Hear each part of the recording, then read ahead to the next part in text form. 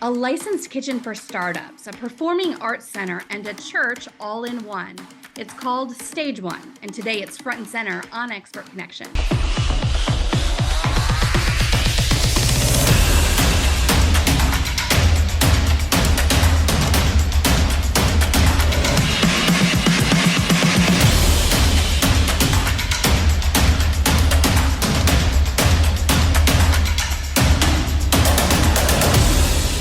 Stage One gives whole new meaning to the idea of feeding body, mind, and soul, plus the spirit of entrepreneurship. Welcome to Expert Connections. I'm Julie Holton. Our guest expert today is Tom Arthur, pastor at Sycamore Creek Church in Lansing. Hi, Tom. Hey, Julie. Thanks for having me. So glad to have you here. Let's dive right in. Tell us, what is Stage One? So Stage One is an arts hub unlike anything that Lansing has seen before. It's a collaboration between Sycamore Creek, our new Eastwood campus, and several community theater groups and arts groups in the Lansing region to provide 100 to 200 seat affordable community theater space in Lansing, right across from a major destination, Eastwood Town Center. Where did this idea come from? You're talking about multiple components here: a theatrical performing space, a church so you can have worship services, an incubator kitchen. Where did this concept come from? Yeah, it doesn't happen overnight. It's a long relationship building, really. I've been in Lansing for 15 years. I've built a lot of relationships. And one of the key relationships for this particular project is a friendship. I'd call it a friendship with Chad Swan Badgerow, who is the founder of Peppermint Creek Theater and the artistic director. Peppermint Creek was founded back in 1995. It's been around for a very long time. Peppermint Creek has kind of come and gone as far as where they meet, but they've consistently done plays throughout all of those. What is that? That's a lot. I'm trying to do the math in my head. 15, almost 30 years coming up. And in fact, in the last couple of years, they've been homeless as a theater. And Chad and his husband, Matt, attend our church. They're members in our church. We call them partners, but they're partners in our church. And I was just aware of that situation. After COVID, this church, Asbury United Methodist Church, up across from Eastwood Town Center, came to us about a year and a half, maybe 2 years ago now, and said, we're really struggling. They were down to like 15 to 20 people. Would you as a church adopt us? And we said yes. And as we were looking at whether we wanted to do that, I reached out to Chad and I said, hey, we may come into possession of this building in this amazing location. What if in the middle of remodeling it, we remodeled it not just for us, but also for Peppermint Creek? So Chad was excited about it, interested in it. And then he brought in other community theater groups, Ixiana Ensemble. We have had relationships with both of those theater groups. They've worked with us on Sunday morning for various things. And then Hope Central Urban Arts, which is Anna Maria Horn, who's worked with us as well. So we just have a lot of relationship building we've done in the arts community, and then it was a natural fit. Let's remodel this space that a church will use on Sunday morning mostly and make it a space that will be an asset to the community. This sounds like a huge undertaking. What made you want to approach these groups to say, hey, what if we diversify this space? I mean, because that sounds like a lot of work to take on in the middle of a remodel project. Is there a need in the community, or what prompted you to go this route? That's a really great question. So Sycamore Creek as a church has always been, I guess, really community-based. That's what people reflect back to me when they hear what we're doing or they become familiar with it. They say, man, you guys are really focused on the community. And I think inherent in our mission as a church, and really should be in the mission of every church, to make a positive impact in the community. And that would be with, of course, spiritual impact, but also, you know, the body and the mind and the spirit are all like intricately intertwined. I mean, how can you meet people's spiritual needs without also meeting other needs that they have as well? They're all intertwined. So we as a church look at how do we meet that full spectrum, the needs of the whole person, and not just well, even when I say it, like not just the spirit is not separate, or the soul's not separate from all the rest of those things. It's all the same thing. So when you are meeting these other needs, you are meeting the spiritual needs as well. I think it's an interesting approach because some might say that some churches perhaps have congregations of people that will pray about the community. Mhm. And obviously, that's much needed and serves Yeah. a purpose. It's another thing, though, to also then roll up your sleeves and get out there and start working within the community. And it's the community where we live and the community where our congregants live, and providing the different tools, if you will, that people need to make their lives better. I think the general experience of people who don't go to church, or of many people who did go to church and got hurt by the church, is that the church is only interested in a very narrow set of things. We've been running an ad campaign right now called "We Hit Different." I assume your audience will know that phrase, like it hits different if you learn something new about it, or if you do it in a different place or whatever. But we hit different in that we want to keep the best of faith and leave the rest. And keeping the best, the inclusion, the love, the God, Jesus, like the grace and the mercy. And we want to leave the rest of like the exclusion and the one-sided political perspectives and the hurt and the pain. We want to leave that. We want Jesus and justice. We hit different because we're LGBTQI affirming. We are working towards racial equity. We are platforming entrepreneurs and artists. Like those are all ways that we hit different or try to hit different as a church. We're a human institution, and no human institution lives fully into its mission or values all the time. But we do our best with God's grace to do that, to have that full spectrum and really be an asset to the community. And Tom, it's not without controversy, I would imagine. Not all churches are out there with the message of focusing on inclusion. Why is this something that's so important to you in your church community? Boy, that's that we could talk a very long time about that question. I grew up in a pretty fundamentalist, conservative church setting, and sometimes I say what my life work or the challenges. In fact, we were in a meeting the other night, I think, where we were introducing ourselves, and I said the challenge I've overcome is being a self-righteous jerk. And when you grow up in that setting, it forms you. I would really say it deforms you in that way. And what really happened for me to move was that I actually started reading the Bible, and I started reading about Jesus and about how Jesus interacted with people and treated people. I was like, oh, this is not the same person that I was taught about growing up. For me, that was the beginning of it. And I saw in particular Jesus focus on the marginalized in the community.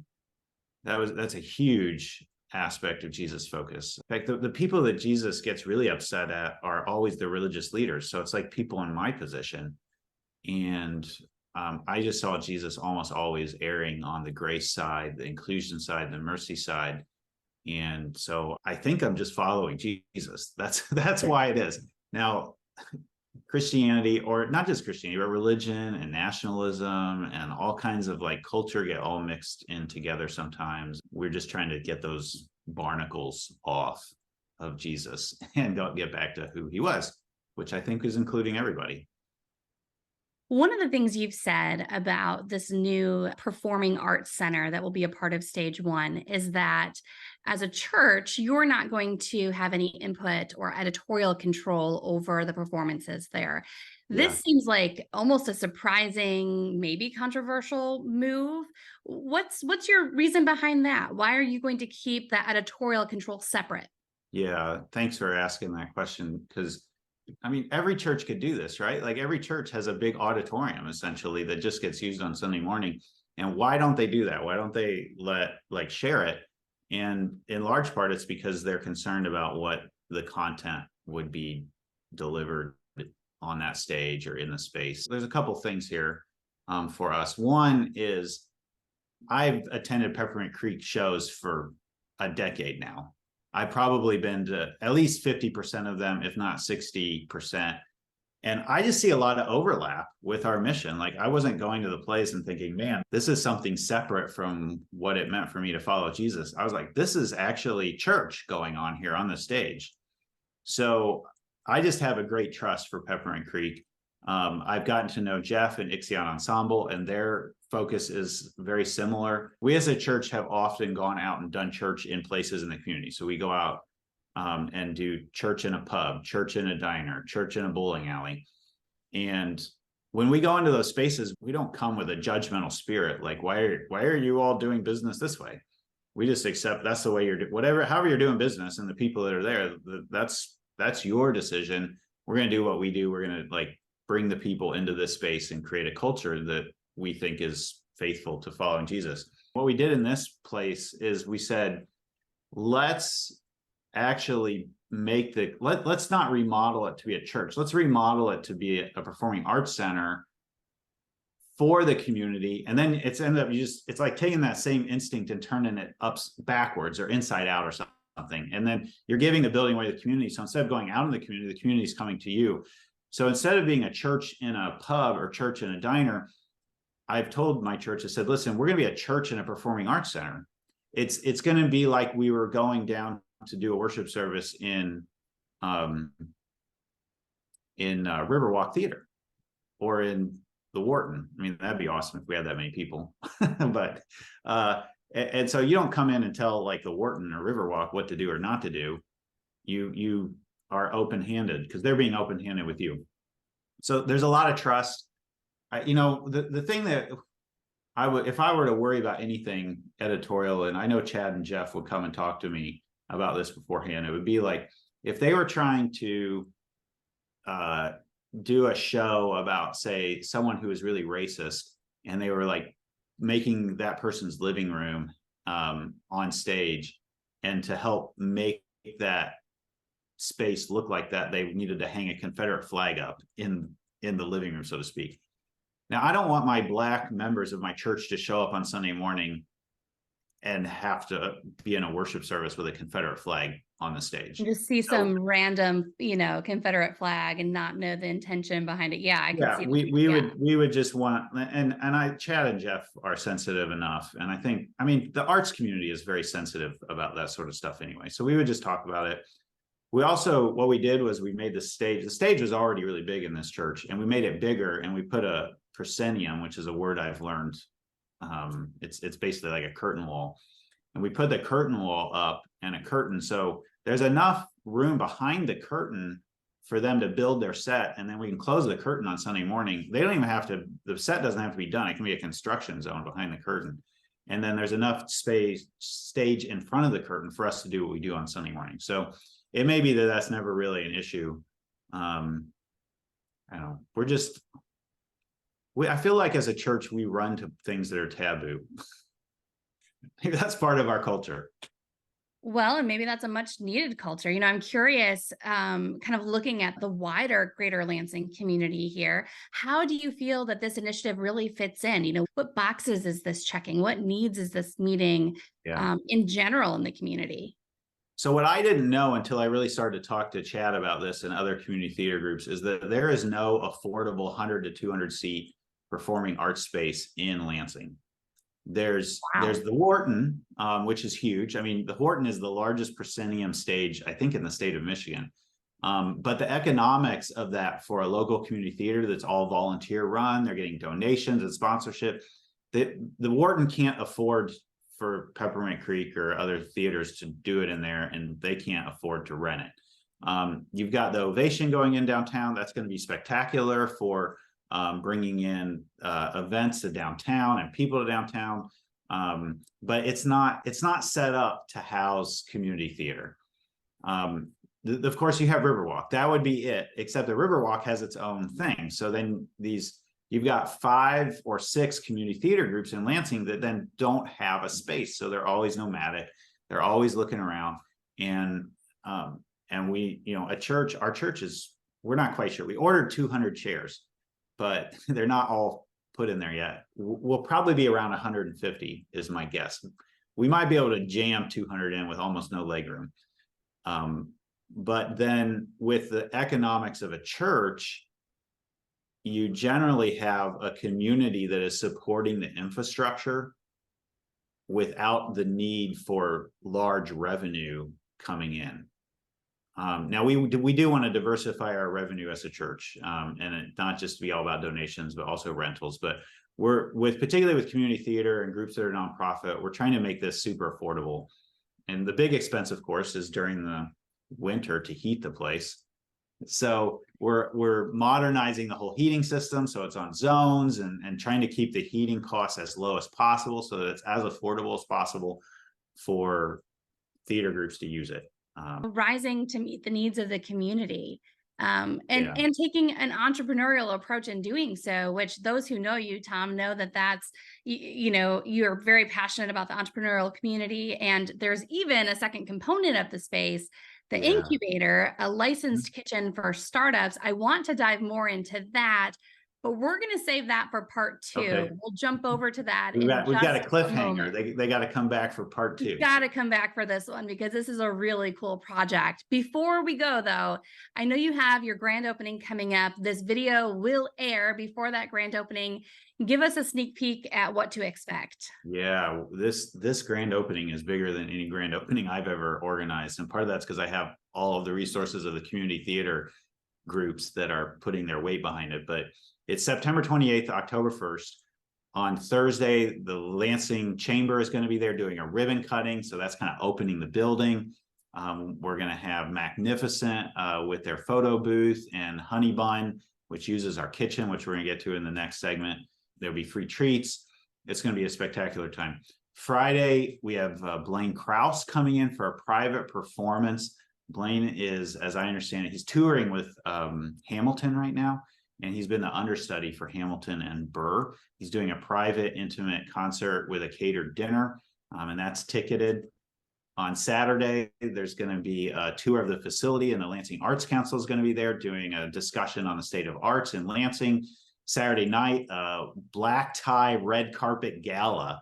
So pull out like the stuff that you never have event to wear to. And wear it, and then local, like Lansing's best and brightest local performers from musical theater, music, and so on are going to be on the stage performing that night. Sunday morning is our grand opening worship service, so it'll be the first time that we're in that space. And then Sunday afternoon, right after worship, Hope Central Urban Arts is going to be doing a youth performance. So Lansing's upcoming best and brightest are going to be performing on the stage. Friday night and Saturday night are both ticketed events. Everything else is free to come, and there'll be lots of free goodies and photo booths and good fun entertainment. Wow, block that whole weekend. That sounds incredible. I mean, as soon as you said the arts community would be, putting this together, we knew it was going to be good. This sounds really cool. Tom, I can't wait to see Stage 1 in person and help you open this up to the public. This is going to be a really cool endeavor. Thanks for being on the show today to talk through it. We're not done yet. We are going to jump over to part 2 of our talk with Tom to hear about how he's incorporating the entrepreneurial spirit into Stage 1. Stay tuned. Click on the video in just a moment. That's all for now in this episode of Expert Connections. We'll see you in the next video.